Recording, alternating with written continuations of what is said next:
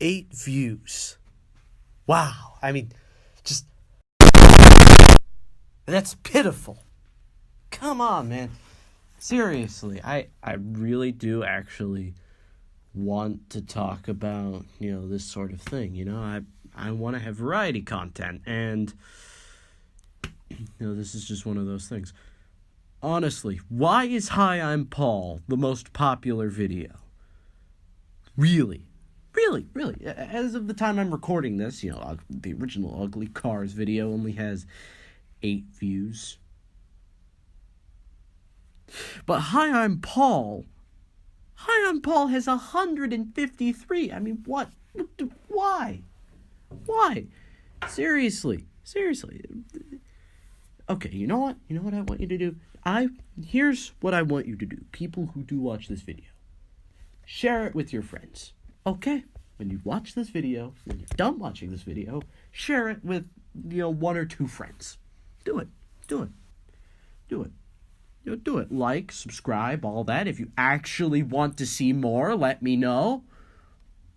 Because I want to make more. But you're not being compelling. Random people on the internet that I don't know. I mean, I am a dude with just frick, how many subscribers do I have? 4? I don't know. But really, I want to keep on making these, and,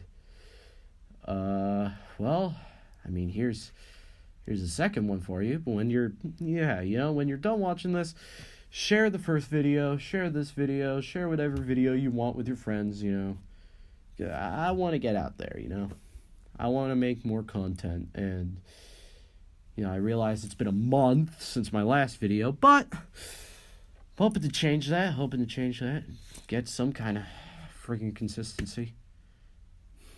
God. Anyway, here it is.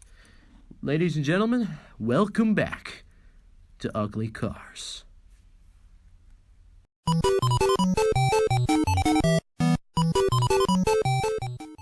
Fiat Multipla. Oh dear God, I hate this thing. Just put up the picture. Oh God, just look at that. Who at Fiat thought that was an okay idea to do that? It looks different, but my God, it's disgusting. Absolutely horrible. Thankfully, though, it got a facelift at some point, so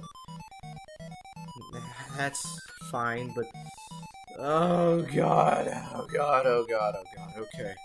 Let's actually talk about this pile of garbage. It's a compact, multi-purpose, 4-door estate hatchback. It's a multi-purpose vehicle. It's basically a van. It was produced between 1998 and 2010. But here's where things get weird. 10 years into production, Fiat was like, you know what? Let's go on this huge bender and take this thing to China. In specific, China. They took the car to China, they gave it to the Chinese, and the Chinese, I hope to God they hated it, or they just didn't know any better. Because for some reason, it was produced in China between 2008 and 2013. So, oh God. And then we have the long list of engines. Okay, so originally there is a 1.6 liter 16V i4 engine running at 102 horsepower. Now, you had the option as well for a 1.6 liter LPG i4 engine, which basically it's a car that runs on propane. Hank Hill must love this car. I sell propane and propane accessories. That also runs at 102 horsepower. Now later, there were a couple more engines.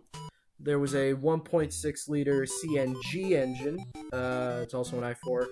CNG means compressed natural gas, in specific, methane. So if you get into a fender bender, this thing is going to explode and turn the street into the next Bermuda Triangle. This runs at a measly 91 horsepower.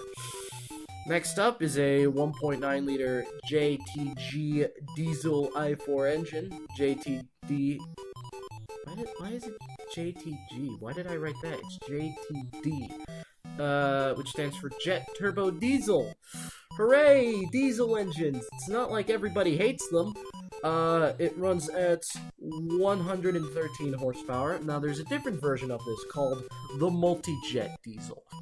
It's the exact same engine. The only difference is it runs at 120 horsepower, so it's a little bit faster, but still running on diesel. So everybody's going to hate it, except the soccer moms, because they have extremely low standards. It has a 5-speed manual transmission. Before the whole redesign thing, it was 157.2 inches in length.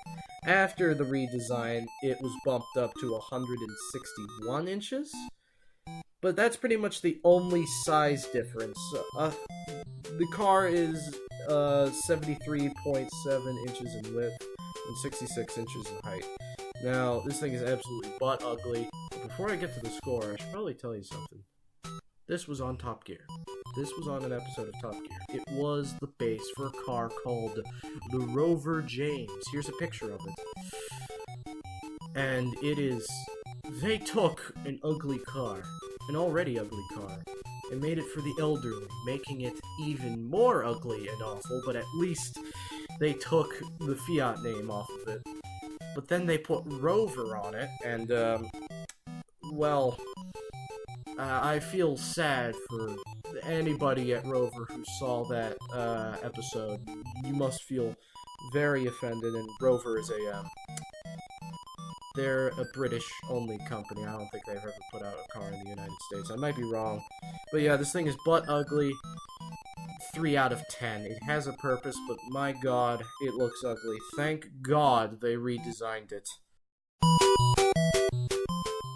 Alright, here is the Tetra 603. Oh god. Now, before I tell you anything about this car, I want you to know something real quick, alright? This was made primarily in Czechoslovakia. Nowhere else in the world, just Czechoslovakia. And I don't know who in Czechoslovakia thought this was an okay design, but I mean, it's like, you can't help but look at one and think someone's been driving an egg for the last 60 years. Alright,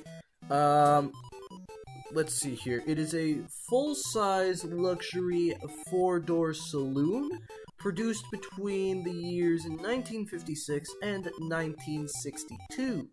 It has a 2.5-liter, I would assume, custom-built Tetra 603F air-cooled V8 engine. I love V8s. Running at 99 horsepower. It has a 4-speed manual transmission. I mean, yeah, what else is there to say about it? It was made in Czechoslovakia, it looks like an egg, it's just not... There really is nothing to say about it. It's just so weird that I'm at a loss for words. I mean, the headlights are the main weird bit about it, but... I just mean, come on, man. 6 out of 10. And here, we have the Volkswagen Type 181, better known as simply the Thing.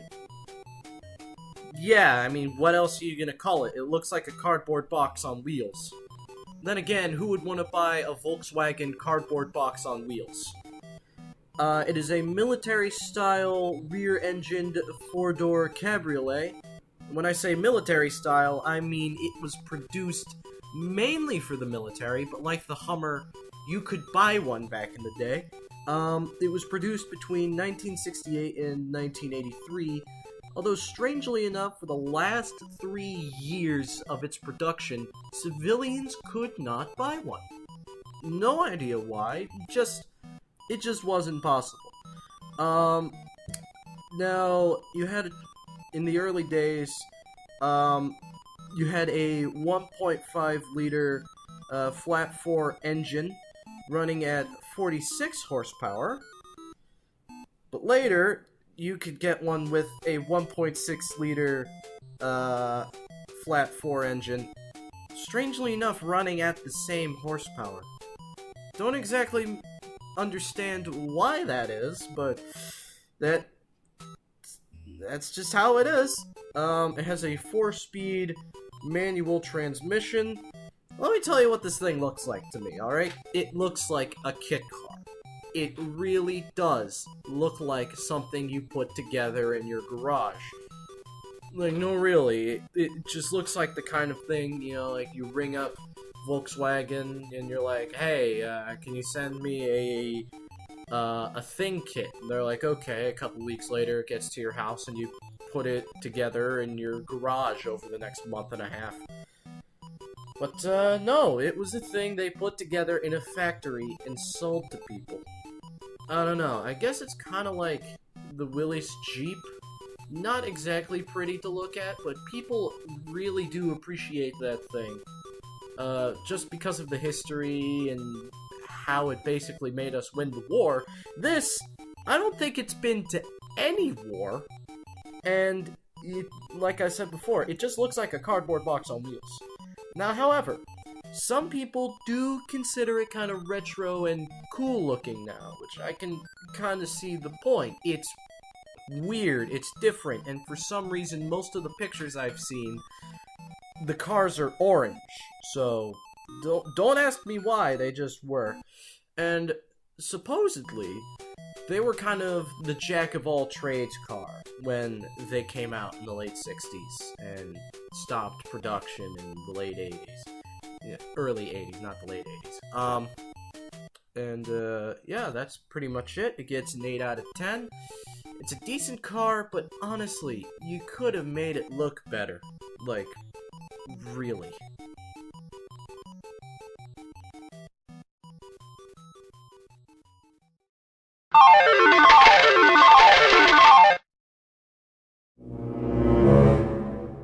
Alright, here is the Nissan S Cargo.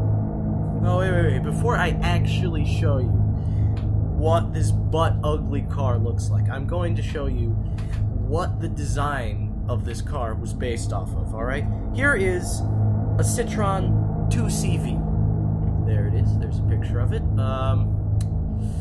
30s or 40s, I can't remember when it was produced. I believe it was sometime before the war, because the 7CV came out just as France was being invaded by Germany, but we're not here to talk about that. We're here to talk about the Nissan S Cargo, alright?